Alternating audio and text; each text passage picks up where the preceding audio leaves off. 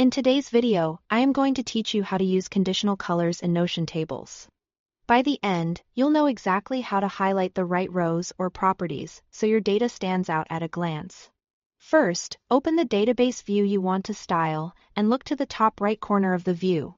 Click the three-dot menu to open more options for that database. This is where Notion keeps powerful view level settings that affect how your information is displayed.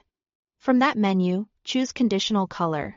This opens the panel where you'll create rules that apply colors automatically based on the data in your table. Think of it like telling Notion, when this condition is true, add this color, so you can scan your table much faster. Next, click the button labeled New Color Setting. Each setting you add is a rule. You can create as many as you need, and they can work together to bring structure and visual cues to your view. Now, define the rule. Start by selecting the property you want to evaluate, such as priority. Then set the condition, like is, and choose the value, for example high. This tells Notion precisely what to look for in your data. If your property is a select or multi-select, you'll see those options ready to use. For numbers, dates, and checkboxes, you'll get conditions that make sense for those types too, so your rules stay accurate and predictable. Once the condition is set, choose how you want the color to appear. You can apply a background color to the entire row, which is great for quick scanning, or just color a specific property, which is useful if you prefer a cleaner, less saturated table.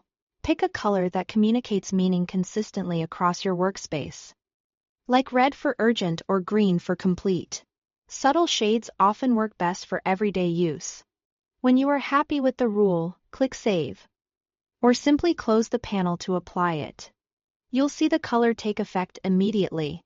You can add multiple rules and stack them to handle different scenarios, like highlighting high-priority items first, then coloring items due today. Keep in mind that the rule at the top takes precedence if more than one could apply to the same row. So order your rules thoughtfully to get the exact behavior you want. That's all there is to it. Use conditional colors to draw attention to what matters. Reduce visual noise with targeted property coloring and keep your team aligned with clear, consistent signals. Thanks for watching.